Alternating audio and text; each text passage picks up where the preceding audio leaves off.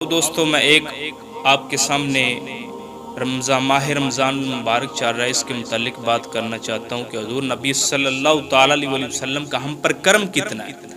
آپ ہم پر کتنے مہربان ہیں اور کتنے رحیم ہیں کہ ان کی وجہ سے ہمیں یہ لیلۃ القدر ملی۔ لیلۃ القدر طاق راتیں ہیں، آخری عشرہ کی رمضان المبارک کی طاق راتوں میں سے کوئی ایک لیلۃ القدر ہے کہ جس کی اتنی فضیلت ہے کہ ایک مرتبہ حضور صلی اللہ تعالیٰ علیہ وآلہ وسلم آپ پریشان ہو کر بیٹھے تھے کہ پہلی امتوں کے لوگوں کی جو عمریں تھیں وہ 1000 سال، کئی کی 700، کئی کی 500، کتنی زیادہ عمریں تھیں، تو میری امت کی عمریں تھوڑی ہیں، ان کے نامہ اعمال کم ہوں گے اور باقی امتوں کے بڑھ جائیں گے۔ تو اللہ تعالیٰ اپنے حبیب کی پریشانی کو نہ دیکھ سکا، فرمایا اے حبیب آپ نے پریشان نہیں ہونا، آپ کیوں غمگین ہیں، پریشان نہ ہوں، میں والی ہوں آپ کی امت کا۔ تو جب حضور نبی کریم صلی اللہ تعالیٰ علیہ وسلم پریشان ہوئے، اللہ تعالیٰ نے فرمایا کہ پہلی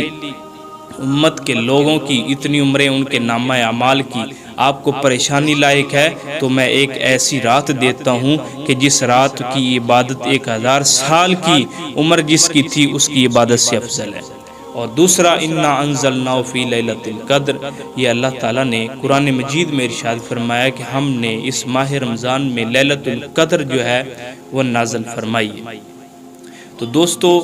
اللہ تعالیٰ نے یہ ہم پر بہت بڑا احسان کیا ہے، بہت بڑا کرم کیا ہے کہ اتنی قیمتی رات اللہ تعالیٰ نے ہمیں عطا فرمائی ہے، تو جس میں ہمیں چاہیے کہ ہم اپنے گناہوں کو بخشوا لیں۔ تو یہ بہت ہی قیمتی رات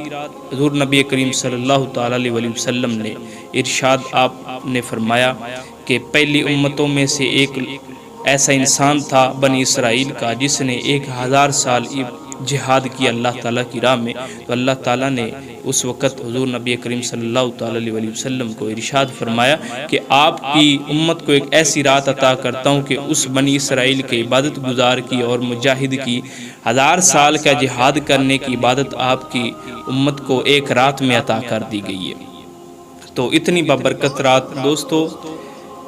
یہ ایسی رات ہے کہ ہر شخص کی توبہ قبول ہو جاتی ہے، پر حضور نبی کریم صلی اللہ تعالیٰ علیہ وسلم نے ارشاد فرمایا کہ 4 شخصوں کی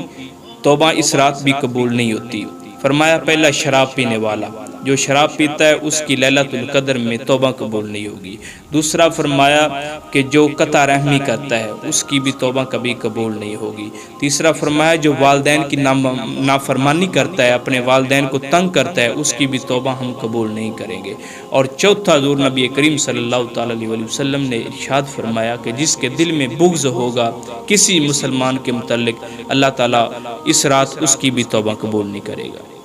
تو آپ اس رات کی قدر کریں اور اس رات کو عبادتیں کریں اور جتنا بھی ہو سکے اللہ تعالیٰ کی بارگاہ میں اپنی بخشش طلب